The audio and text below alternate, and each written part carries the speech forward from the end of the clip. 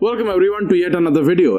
Today we'll be talking about some latest specifications and rumors as confirmed on the Nikon's official website, and actually some rumors and leaks from their website. So let us have a look. Really surprising considering the fact they launched actually the Nikon D6 and the DSLR range D780, which were their sort of flagships, but the D6 was like a very minor upgrade over the D5, yet powerful, okay, but still it was not as appealing as the Sony lineup or the Canon lineup. Also, 2020 wasn't in the favor of Nikon either, as the marketed sales were not as high as expected, and they were actually facing a loss of over $700 million that actually led to shutting down 2 of its factories in Japan itself. So yes, Nikon has to do something to get into the right track this 2021. Speaking of market share, yes, Nikon was also way behind other leading manufacturers such as Canon, Sony. Their market share was mere 5%. That is really unexpected of such a high camera brand which has been in the industry for the last 40 years.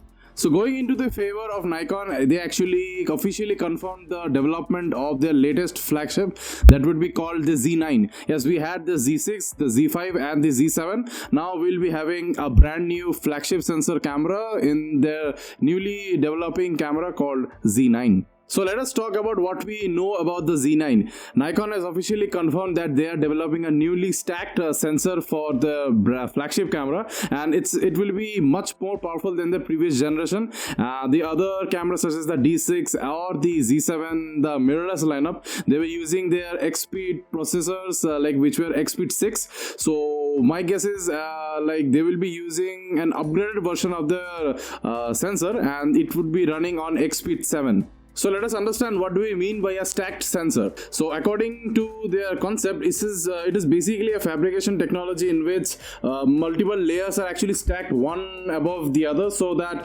the manufacturers can actually install certain key features such as onboard memory, in this case RAM, onto the sensor itself. So this will directly translate into higher frame rates and burst modes and overall very high buffer rates. The Nikon Z9 will actually support 8K recording. So in order to do that, for a full readout at 8K on a standard 3:2 sensor and 6:9 video, that is like the standard thing, it would require 7680 into 5120 pixels, which would require at least 38 to 39 megapixels. So we can safely assume that the newly developed sensor would have megapixel count above 40. It could be 45, and however, if the video is an DCI, then it would require even more pixels. So then it would actually require a megapixel above 44. Such higher processing speed will actually enable the Nikon Z9 to perform much better in low light and obtaining cleaner images at low light by having a very good dynamic range overall, good image stabilization, and it would create actually less noise with a lower or higher ISOs.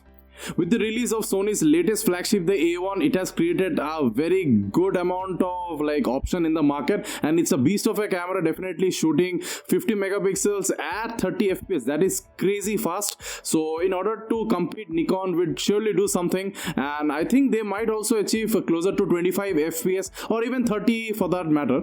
So as for the pricing, we do not have officially any fixed number, but we can assume that it would cost around $6,500 to $7,000. So definitely putting into that pro camera grade lineup with the Canon 1DX Mark III and Sony A1. And well, speaking of the launch date, we might see close to July or June, and Nikon officials were saying that they would expect this Z9 in the hands of the Tokyo Olympic photographers and video shooters, so that they can actually cover the event. And the Olympic is actually just in the middle of this year, from July. So yeah, we'll see what happens, and we have to wait for Nikon to actually confirm and give us a launch date. So that is it for this video. If you are a Nikon fan, do let me know if you are interested in the Z9. So I will be covering more when the actual model comes out. If you liked today's video, let me know in the comments what other should I cover, and for more such news, I will be making more such videos of different camera brands. Let's see what happens. Do hit the like button if you enjoyed, and get subscribed to my channel for more such content. I will be posting 3 or 4 videos a week, so I will try to be consistent since it's a new channel. So I will try my best, and hope you have a great day ahead.